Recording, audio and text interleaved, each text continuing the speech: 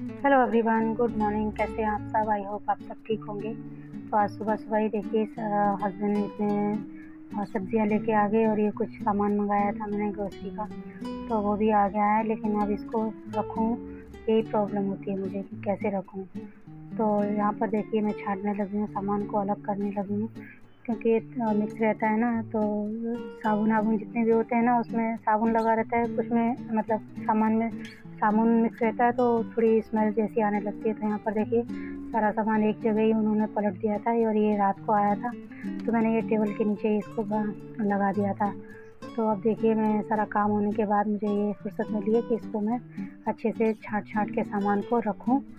और चलिए इसको रख देते हैं पहले, उसके बाद मिलते हैं। वैसे तो मैं कैंटीन से मतलब थोड़ा ऐसा ये चाय पत्ती वगैरह है ये भी मंगाती हूँ कैंटीन से, और सर्फ वगैरह मंगा लेती हूँ। तो लेकिन ज़्यादातर तो मेरा ग्रोसरी का जितना भी सामान होता है ना, सब डीमार्ट से ही आता है। तो यहाँ पर देखिए हाथों से बात नहीं बन रही थी, इसलिए मैं एक थैला लेके आ गई हूँ कपड़े का, और इसी में भर के ले जाऊँगी। जहाँ मुझे रखना है सारा मैं वहीं पर रखूँगी जाके। यहाँ से पहले मुझे ये जगह खाली करनी है, और यहाँ पर मुझे करनी है अभी एक गाउन की कटिंग, इसलिए मैं यहाँ पर जल्दी से ये सब हॉल साफ़ कर दूँगी यहाँ पर। तो यहाँ पर देखिए मैंने सारा सामान उठा लिया है, अब इसको रखूँगी। वहाँ पर भी थोड़ा टाइम लगेगा, और ये सब्जियाँ हैं उनको भी मैं रख दूँगी जाके, क्योंकि ये सब सुबह सुबह ही दादर में कुछ काम था हस्बैंड को, तो चले गए थे।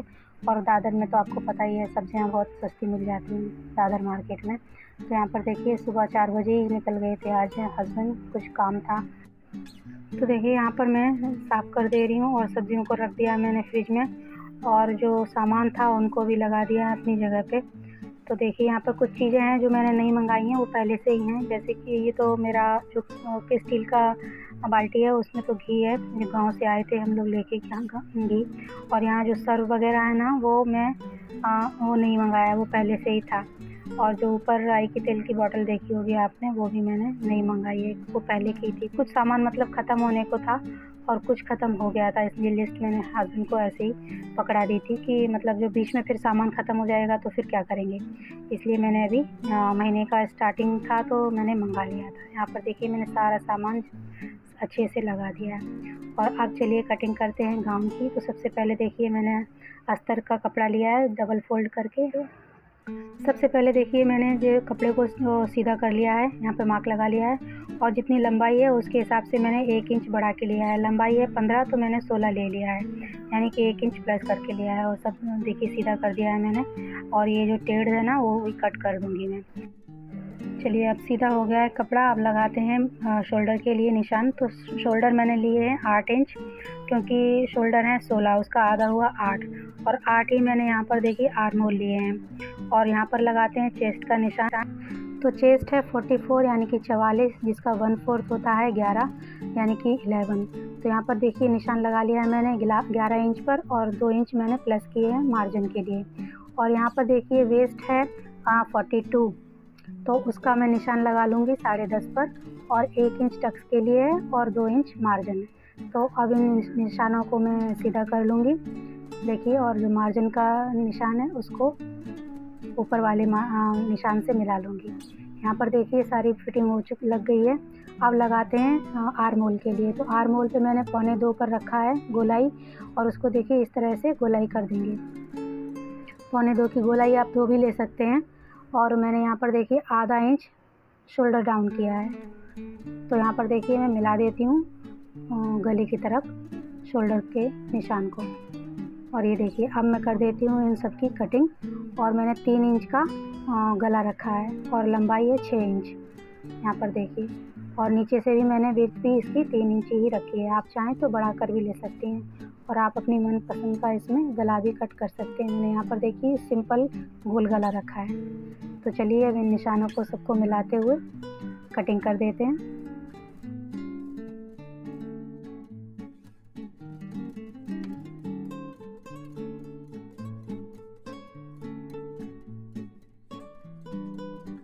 अब देखिए कटिंग पूरी हो चुकी है। अब जो बचा हुआ अस्तर है ना, उसको बिछाएंगे, जैसा था वैसा ही रखेंगे, और जो पार्ट अभी हमने कट किया था उसी को उसके ऊपर एज इट इज़ ड्रॉ कर लेंगे।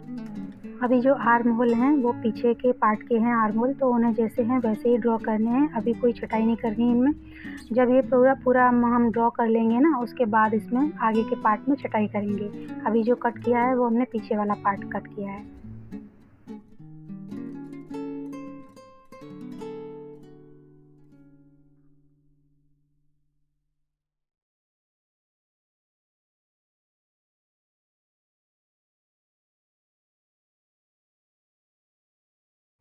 और अब स्केल से इन लाइनों को सीधा कर लेंगे, जैसे कि ये आर्म होल की लाइन हो गई, चेस्ट की लाइन हो गई, नीचे वेस्ट की लाइन हो गई।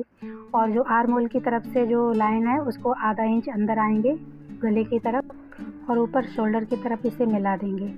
और अब देखिए यहाँ पर क्या करना है कि जो कर्व स्केल होता है ना, उससे आप कर सकते हैं, नहीं तो आप हाथों से भी कर सकते हैं। तो यहाँ पर देखिए मैंने 2 लाइनें बना दी हैं। आगे के लिए जो अंदर की साइड में मैंने आधा इंच गई हूँ, उसी के हिसाब से इसमें 1.5 इंच की मैंने गोलाई दे दी है। और यहाँ पर देखिए नीचे वेस्ट का भी निशान लगा दिया है 1 इंच टक्स के लिए, और यहाँ पर चेस्ट का भी निशान लगा दिया। अब इन लाइनों को, चेस्ट और वेस्ट की जो मार्जिन वाली लाइन है, इनको सीधा कर लेंगे और अब इनको कट कर लेंगे। तो चलिए कटिंग करना शुरू करते हैं। बहुत इजी है गाउन बनाना भी। ऐसा नहीं है कि गाउन नाम सुनते ही सब लोग, कोई लोग हैं जो डर लगता है गाउन के नाम से कि गाउन नहीं बन पाएगा हमसे।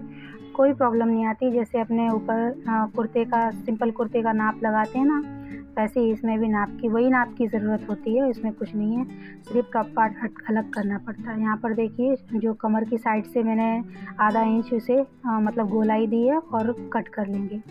और यहाँ पर देखिए कटिंग पूरी हो चुकी है। और ये लिया है मैंने जो डबल 4 फोल्ड में ये कपड़ा है, जिसके लिए बाजू के लिए ये कपड़ा। ये बाजू निकालने के लिए देखिए मेरे पास बहुत ही आसान, एकदम सरल तरीका है। यहाँ पर शोल्डर की तरफ से आधा इंच पर निशान लगाएंगे, क्योंकि आधा इंच शोल्डर में दब जाता है।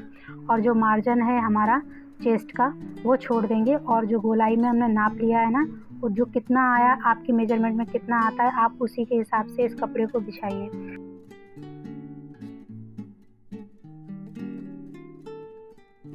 3.5 इंच पे मैंने शोल्डर डाउन किया और इस निशान को देखिए सीधा कर लेते हैं।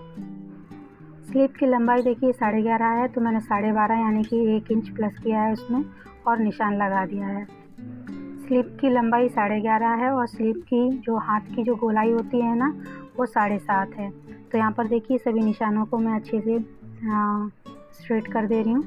और यहाँ पर देखिए मैंने दी है बाजू की गोलाई इस तरह से। और इसी में देखिए छटाई की भी निशान लगा दिया है, जो हम छटाई करेंगे। यहाँ पर देखिए मैं बाजू की गोलाई का भी निशान लगा दे रही हूँ।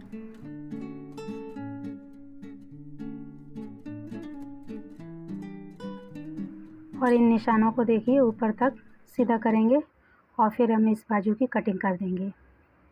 तो चलिए कटिंग करते हैं।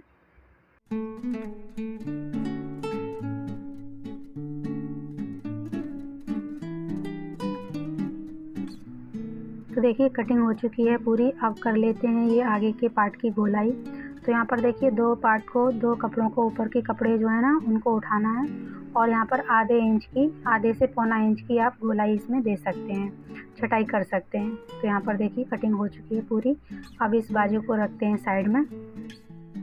अब जो बचा हुआ कपड़ा है ना, जो अस्तर का कपड़ा है, उसको बिछाते हैं। देखिए यहाँ पर 4 फोल्ड में मैंने इसे बिछा लिया है, जितना भी कपड़ा था उसे बिछा लिया है। अब क्या करेंगे, जो टॉप पार्ट है ना, आगे पीछे का आप कोई भी पार्ट ले सकते हैं। यहाँ पर देखिए मैंने टॉप पार्ट को इसके ऊपर रखा है, इस अस्तर के कपड़े को।